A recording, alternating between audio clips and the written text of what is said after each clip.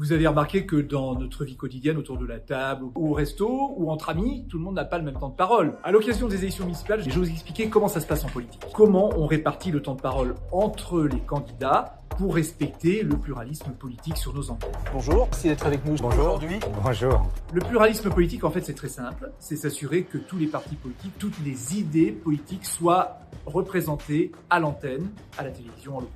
Donc c'est important. Les règles de pluralisme politique s'appliquent à tout le monde et particulièrement à l'audiovisuel, notamment le service public qui doit être exemplaire évidemment. Depuis le 2 février, il y a un temps de parole équitable entre les formations politiques. Ça veut dire que lorsque l'on parle de tel ou tel parti ou de tel et tel candidat, il faut parler aussi des autres dans un temps équitable, mais il faut que tout le monde soit représenté. Il y a plusieurs critères très objectifs, notamment les résultats aux élections précédentes. Il y a des sondages, éventuellement, en appoint, pour réactualiser ces données.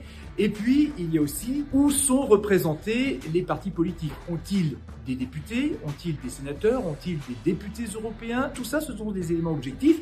Alors, ça paraît évidemment très très complexe. Si vous voulez en savoir plus, vous allez sur le site arcom.fr. Et puis, dans tout ce calendrier, il y a un moment particulier, c'est ce qu'on appelle la période de réserve, c'est-à-dire que 48 heures avant l'élection, on n'en parle plus, ni des candidats, ni des partis politiques. C'est une période neutre pour permettre aux électeurs de se faire leur propre opinion. Le dispositif de France Télévisions pour s'assurer que le temps de parole est respecté, c'est de faire remonter ces temps de parole chronométrés à la seconde près à l'Arcom, qui est l'autorité qui gère ces temps de parole. Si dans Dimanche en politique, je reçois un ministre, par exemple, s'il parle de son activité ministérielle, ça c'est le temps de parole gouvernemental.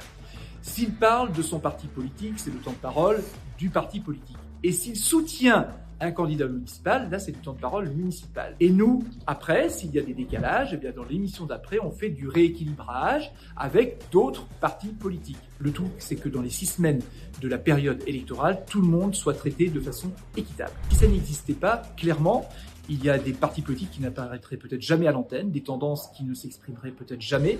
Alors c'est une contrainte, c'est une garantie en même temps. Un petit conseil quand même, si vous voulez garder vos amis, n'appliquez pas les temps de parole à la seconde près comme on vient de vous l'expliquer, ça ne va pas reproduire chez vous.